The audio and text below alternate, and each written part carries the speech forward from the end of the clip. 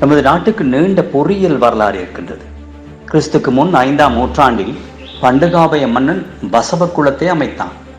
அதிலிருந்து ஆரம்பித்த எமது நீர்ப்பாசன தொழில்துறை மாபெரும் கடல் போன்ற 30,000 குளங்களை அமைக்கும் அளவுக்கு பொறியியல் தொழில்நுட்பத்திற்கு உயிர் கொடுத்துள்ளது.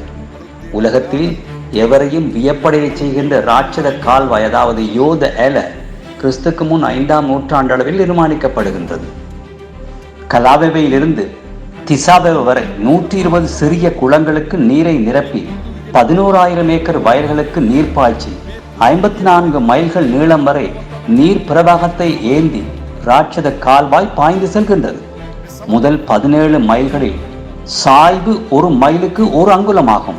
இன்றைக்கு 1500 வருடங்களுக்கு முன்னர் நிர்மாணிக்கப்பட்ட இன்றைய உலகத்தை வியப்படைய செய்விக்கின்ற சிகிரியாவில் மிகவும் அபிவிருத்தி அடைந்த நகர திட்டம் இருக்கின்றது.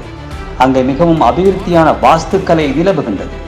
மிகவும் முன்னேற்றகரமான சூழல் தொகுதியுடன் இணைக்கப்பட்டுள்ளது. அபிவிருத்தி அடைந்த பொறியியல் தொழில்நுட்பம் இருக்கிறது. எமக்கு மிகவும் நீண்ட பொறியியல் வரலாறு உண்டு.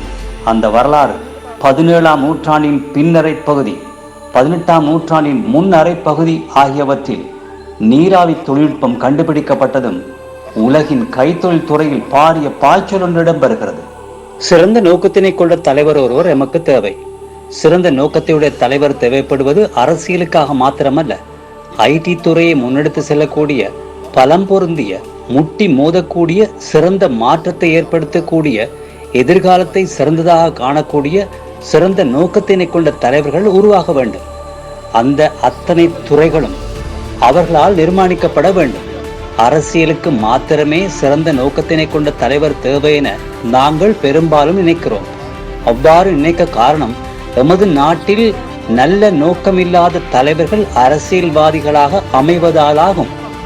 எதிர்காலத்தை காண்கின்ற, அதற்கான திட்டங்களை வகுக்கின்ற, அதற்கு தலைமைத்துவம் வழங்குகின்ற தலைவர்கள் உருவாக்கப்பட வேண்டும்.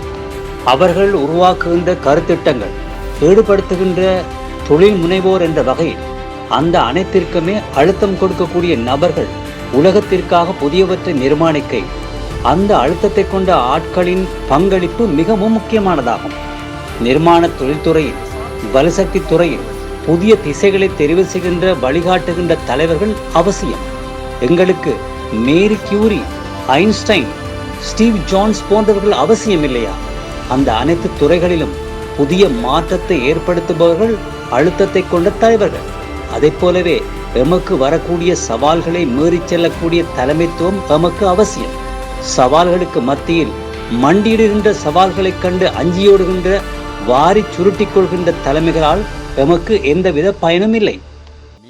இங்கு நான் மீண்டும் கூறுவது, அரசியல்வாதிகளை பற்றி மாத்திரமல்ல, சவால்களுக்கு மத்தியில் தப்பியோடி இருந்தால் அணுகுண்டு தயாரிக்கப்பட்டிருக்குமா? மனித குலம் இந்த அபிவிருத்தியை அடைய சவால்களை வென்றெடுக்கக்கூடிய தலைமைத்துவம் அவசியமாகிறது. அவர்கள் தான் கிரவுன் மேக்கர்ஸ். இதனை முற்றாகவே மாற்றி அமைக்கவல்ல தலைமைத்துவ சமுதாயம் ஒன்று எமக்கு அவசியம். இதுதான் இந்த மாநாட்டின் தொனிப்பொருளாக அமைந்துள்ளது. அதனால் நாம் அனைவரும் கிரவுன் மேக்கர்களாகவும், அதற்காக நாங்கள் அனைவருக்கும் அழைப்பு விடுக்கிறோம்.